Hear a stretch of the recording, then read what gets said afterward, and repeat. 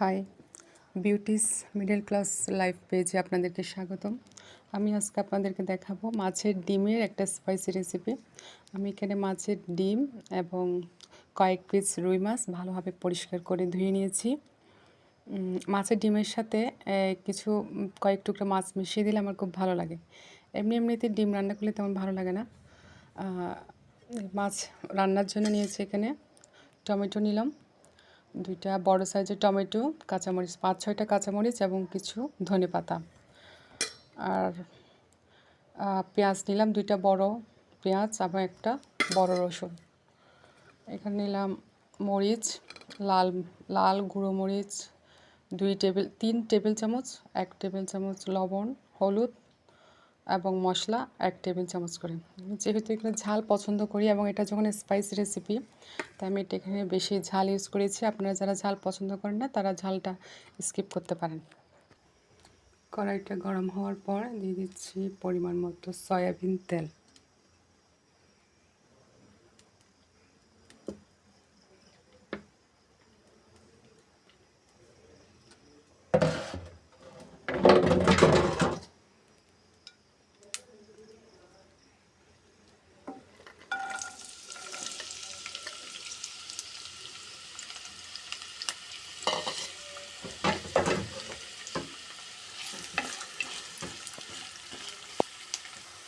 পেঁয়াজ রসুন কিছুক্ষণ তেলে কষানোর পর দিয়ে দিচ্ছে যাবতীয় মশলা, সবগুলো একসাথে দিয়ে দিচ্ছে।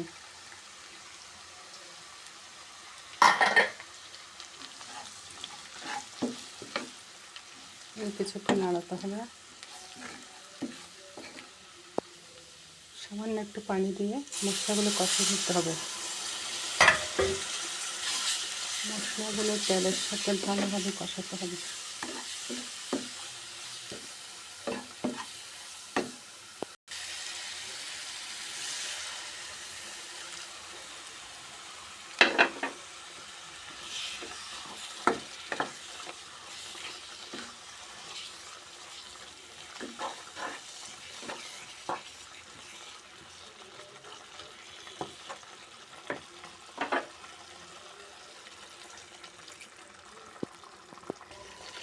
যেহেতু এখানে মরিচের পরিমাণটা একটু বেশি, তাই একটু পানি দিয়ে ভালোভাবে কষিয়ে নিতে হবে। তেল যখন উপরে ভেসে উঠবে তখন মশলা কষানো শেষ। এই পর্যায়ে আমি মাছের ডিম আর মাছের পিসগুলো দিয়ে দেব।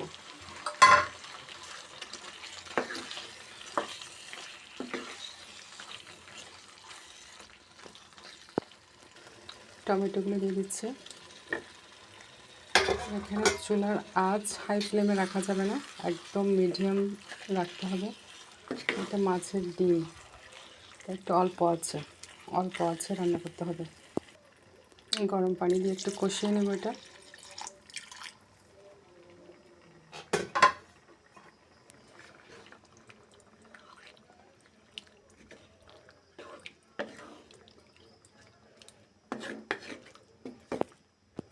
এই পর্যায়ে মাছ আর মাছের ডিম একটু কষিয়ে নিতে হবে মরিচের সাথে ভালোভাবে। মাছের ডিমগুলো বারবার নাড়াচাড়া করতে হবে, নিচে লেগে যাওয়ার সম্ভাবনা বেশি। এই পর্যায়ে আমি গরম পানি দিচ্ছি।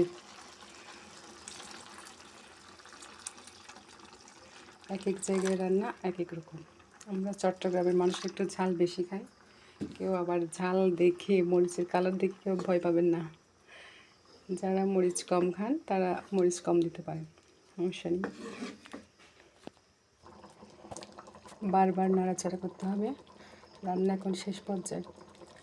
এই পর্যায়ে ধনেপাতা দিব এবং অবশ্যই লবণটা চেখে দেখবেন। আমার মিডল ক্লাস লাইফের রান্নাটা যদি আপনাদের ভালো লেগে থাকে তাহলে অবশ্যই সাবস্ক্রাইব করবেন, লাইক কমেন্ট দিবেন। এতক্ষণ পাশে থাকার জন্য অনেক ধন্যবাদ।